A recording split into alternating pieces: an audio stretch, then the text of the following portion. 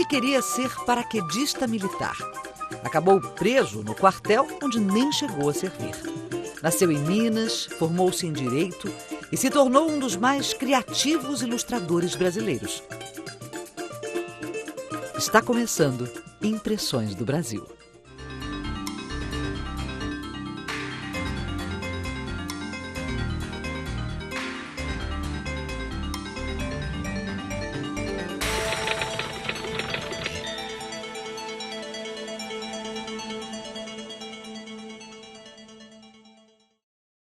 Para poder você fazer uma criança gostar de ler, você também tem que gostar de ler. Então toda essa nova geração acha que eu sou autor de livro para criança, não sabe que eu sou um artista gráfico. Eu tinha três escolhas, ou fazer literatura infantil, ou fazer o Pasquim, ou ir para os Estados Unidos. Pintor, chargista, jornalista, teatrólogo e escritor. Ziraldo Alves Pinto nasceu em Caratinga, Minas Gerais, em 1932. Seu nome vem da combinação dos nomes da mãe, Zinha, e do pai, Geraldo. Assim surgiu Ziraldo, um nome único.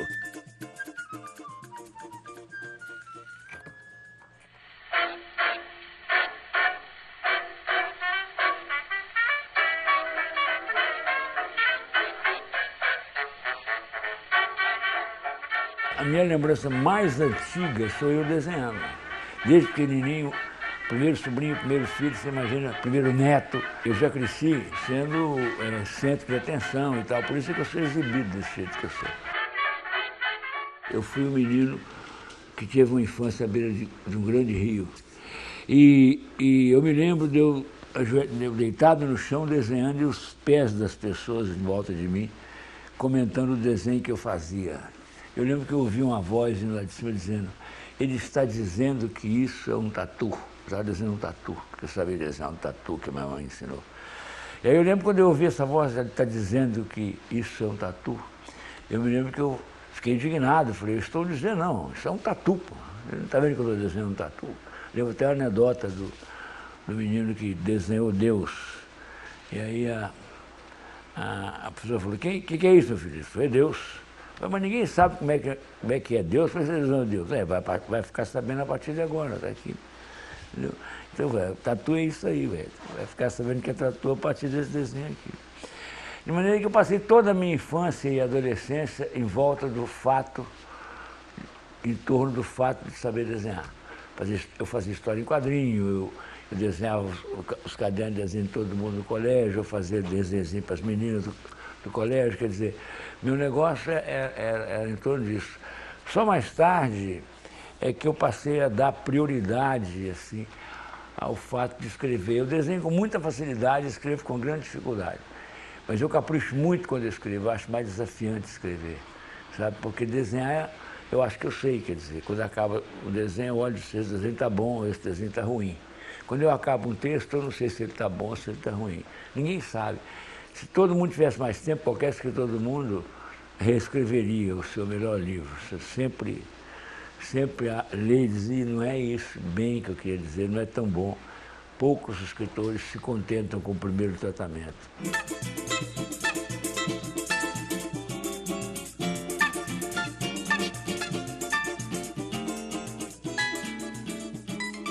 Desde pequenininho, mais ou menos, eu estava orientado. Quer dizer, eu não olhava a cidade e via o meu futuro naquela cidadezinha pequena. Era o lugar que eu estava me preparando para vir para a metrópole. Quer dizer, isso já era uma coisa, já estava organizada no DNA da gente. Quer dizer, então, quando chegou a hora de partir, eu parti. Quer dizer, eu lembro da minha mãe preparando o meu enxoval de partida, eu lembro da mamãe chorando. Aquela coisa que o Caetano falou. Minha mãe até a porta, meu pai até o porto, quer dizer, a minha mãe preparou toda a minha malinha com as roupinhas bonitinhas para eu pegar o trem com meu avô e vir pro Rio de Janeiro. Minha mãe até a porta, minha irmã até a rua e até o porto, meu pai. Então eu vim para desenhar história em quadrinho e fui visitar as redações. Não tinha desenhista de história em quadrinho no Brasil. Quer dizer, Tinha algumas experiências esporádicas, como a edição maravilhosa da Ebal, entendeu?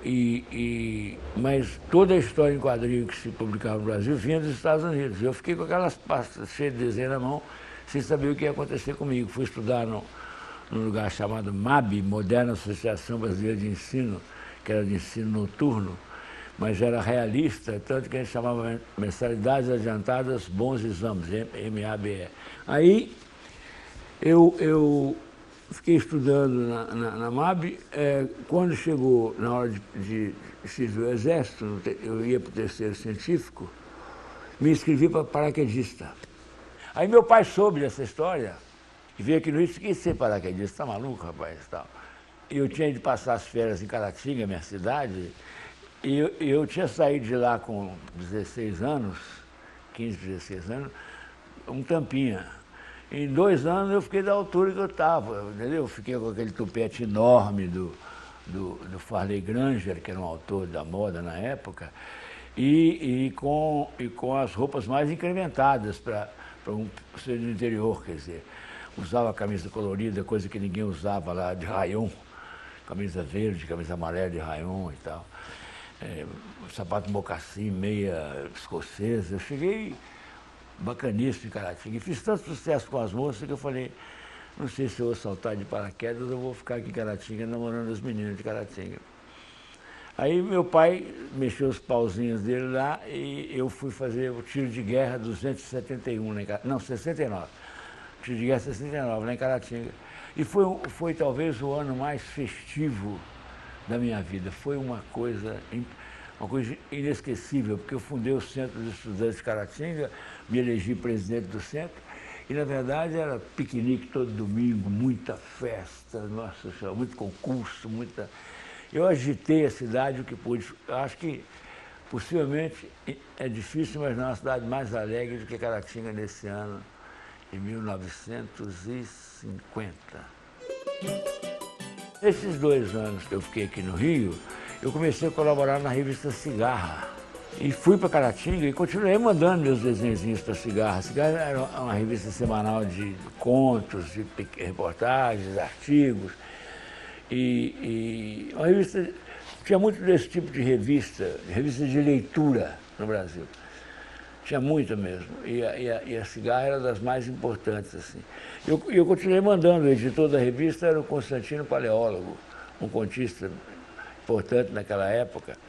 E ele se afeiçoou muito por mim, assim, me tratava com muito carinho, recebia meus desenhos e eu ia publicando aquelas coisas. Eu nunca me lembrei se me pagavam, se eu mandava os desenhos. Aí eu vim passar umas férias aqui, fui lá na redação do Cruzeiro, aí o cara, melhor você ir falar aí com o contador. Aí eu cheguei e falei: "Eu sou o Ziraldo Alcito." "Oh, cara, você não veio aqui receber seu dinheiro." Eu falei: "Dinheiro para receber? Quer dizer, se os publicam meu desenho, me pagam?" Aí tinha uma bolada para mim lá. Aí eu passei umas férias maravilhosas aqui no Rio de Janeiro. Voltei para Caratinga e decidi vir para o Rio.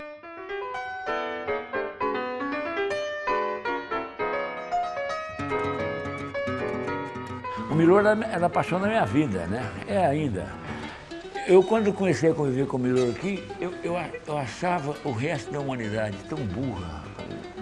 Eu não entendia como é que as pessoas não homenageavam o Milor todo dia, sabe, pela inteligência dele. Agora, eu ficava muito assustado, porque onde o Milor ia, eu ia atrás. Isso, depois eu vou para as origens.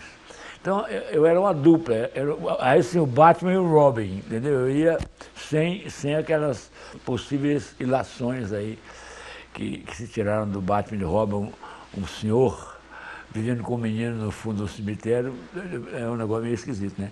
Mas o Milor não tinha muita paciência com a burrice humana, sabe? Então, ele desengraçava muito os fãs dele. Ele era muito rápido e original, assim. Eu achava impressionante essa agilidade mental e achava que a inteligência dele era incomensurável. Bom, mas lá de Caratinga, eu já escolhia os meus ídolos, né? Apesar de ser um provinciano e tal. Aí,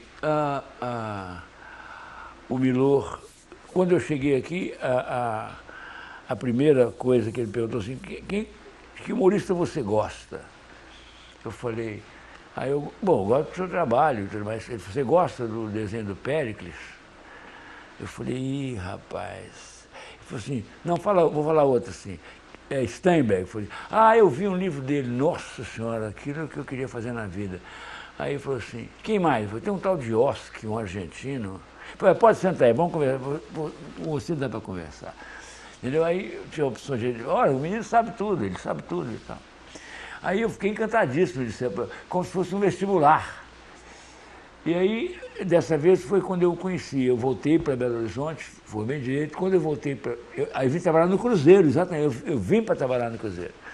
Eu trabalhava numa agência de publicidade de Belo Horizonte, eu era diretor de arte da Estando Propaganda, ganhava bem, tinha um salário muito bom, bem mais alto do que o salário da imprensa, já naquela época. Aí surgiu a chance de eu vir trabalhar no Cruzeiro pela metade do salário que eu ganhava em Belo Horizonte. Eu larguei tudo e vim, porque eu queria eu queria fazer o cartoon, ilustração, ou história em quadrinho, que era o meu ideal, o meu sonho. Aí eu fui fazer o Pererê. Era um projeto de um dos editores, um dos diretores do Cruzeiro, chamado Manuel Lopes de Oliveira, que achava que o século ia acabar socialista. E achava que o Brasil ia virar mesmo uma república sindicalista do Jânio, e ele estava se preparando para a nacionalização da história em quadrinho. Ele, olha, o Pererê tem coisas fantásticas para poder virar um personagem de história em quadrinho. Na segunda eu cheguei com a revista pronta para ele, pá, toda, 32 páginas. Ele ficou impressionadíssimo. Aí chamou o Pérez lia muito.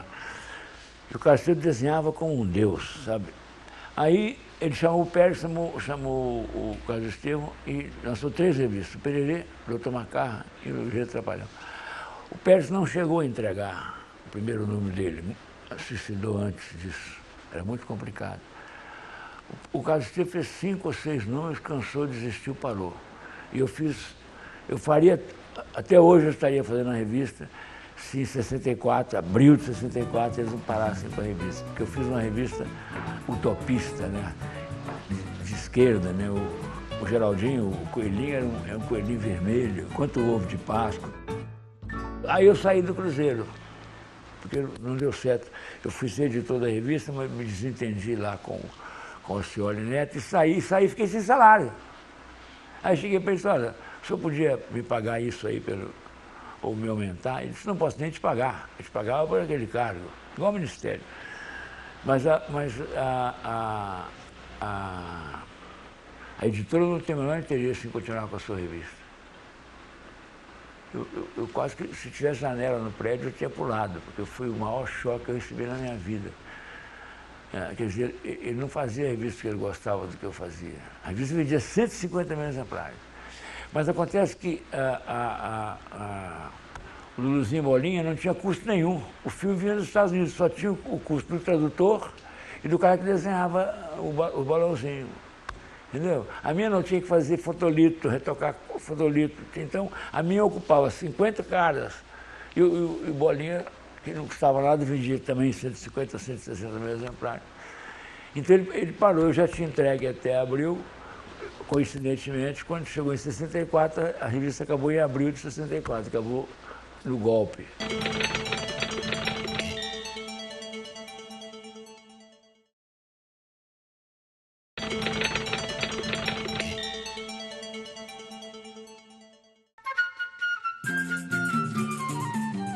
Eu fazia as charges diárias do Jornal do Brasil, que era uma coisa de uma repercussão fantástica.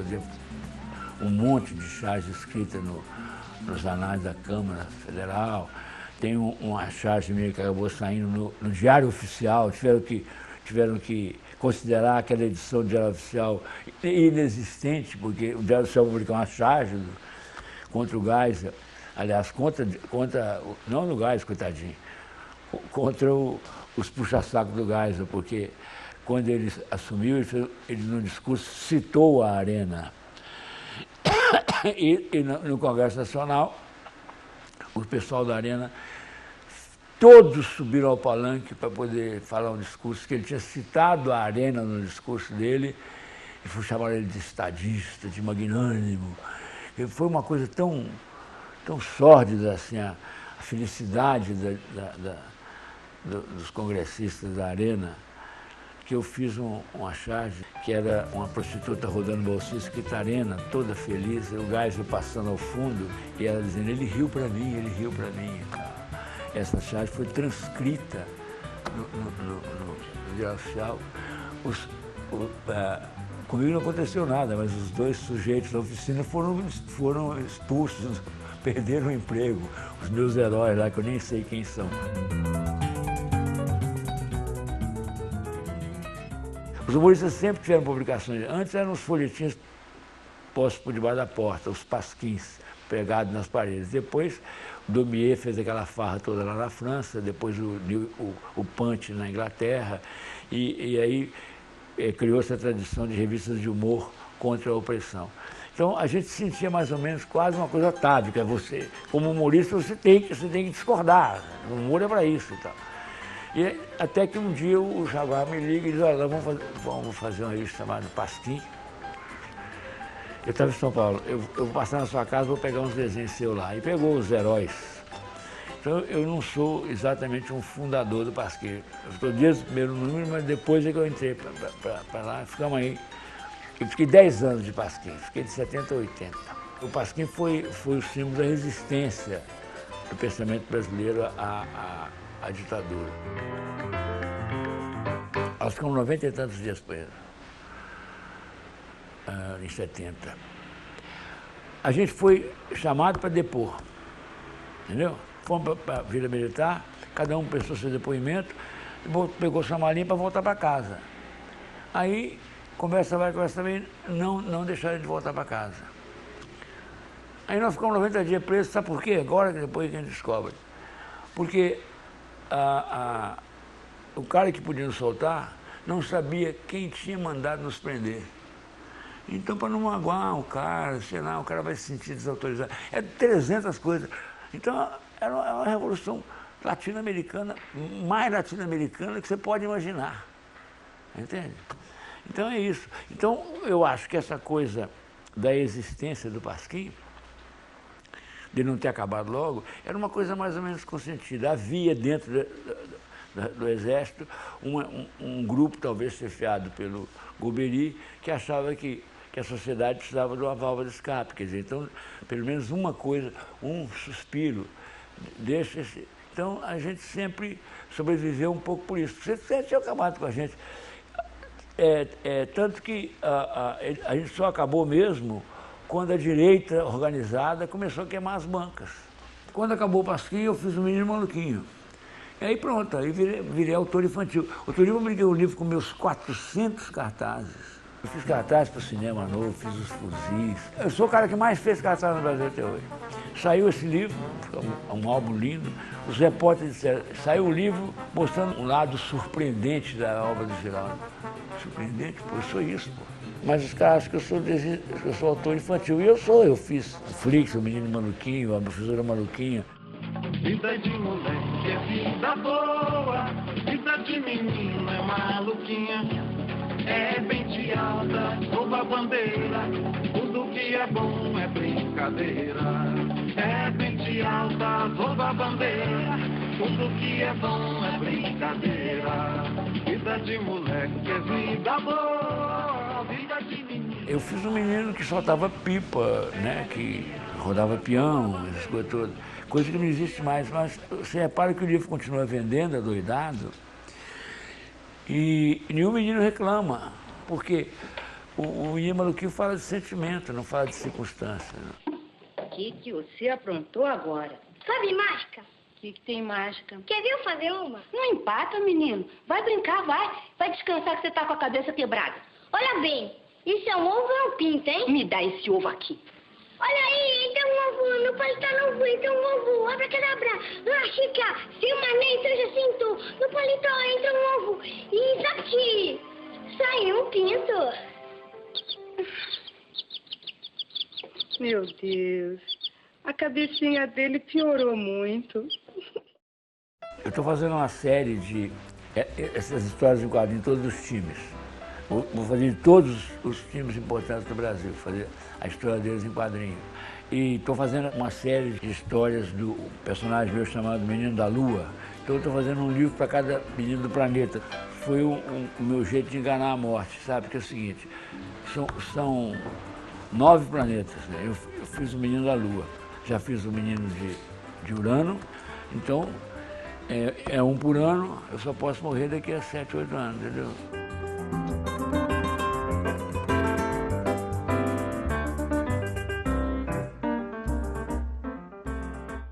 Todo menino que tem escola hoje tem que ler.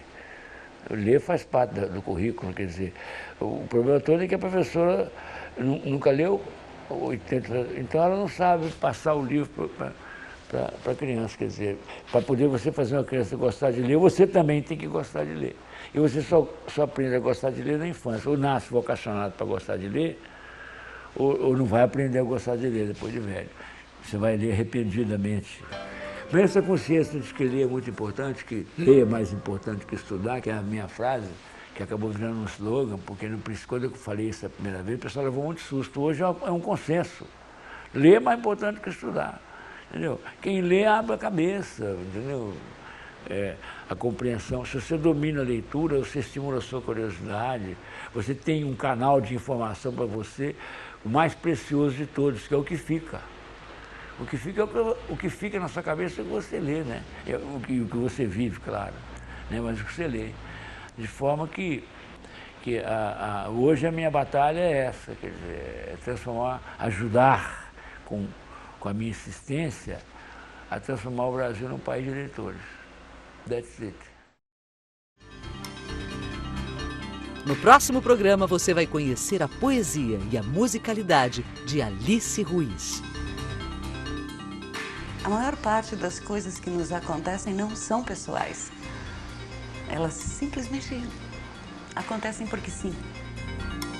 Na verdade, eu comecei praticando um gênero que eu não pratico, que foi conto. Com 9 anos eu escrevi o primeiro conto. O que é poesia? Eu falei, eu não tenho resposta para isso, mas eu sei o que não é poesia.